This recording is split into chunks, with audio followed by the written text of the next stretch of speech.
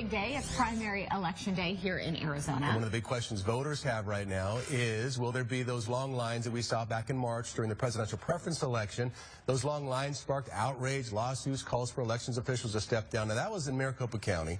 And the county election head there, Helen Purcell, took a lot of heat for that. But the person in charge of elections statewide is Secretary of State Michele Reagan. And she is here this morning with us. Secretary Reagan, thanks for being here. Good morning. Thank you for being here. Big day tomorrow. Big day. You guys are excited and ready for it. We are excited and we are ready. Okay.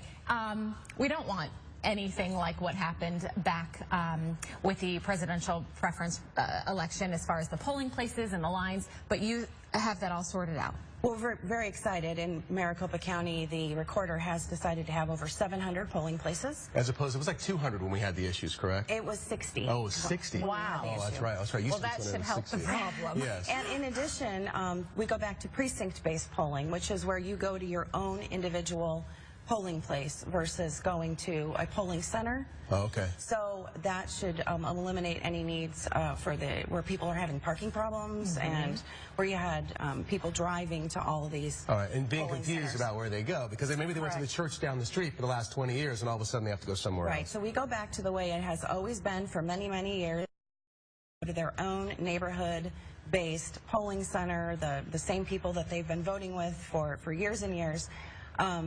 And we want to see big turnouts, so we certainly want to see big turnouts, but we don't expect that there'll be long lines or parking problems. So if I've got an absentee ballot sitting on my counter right now, don't what do I mail do? it. Don't mail it. Don't mail it. If you still have an absentee ballot, an early ballot, right now, take it in. What you'll do is take it into the polling place tomorrow. And you can take that into any polling place in Maricopa County, drop it off. You don't need to wait.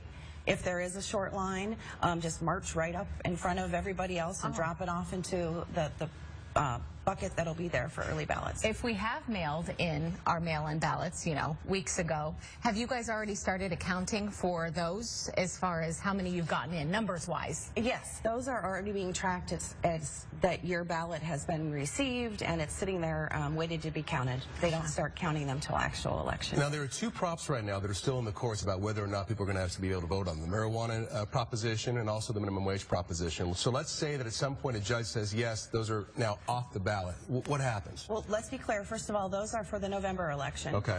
And so the initiatives are voted on in the general election, which is November. And we're going to get through tomorrow first, the primary.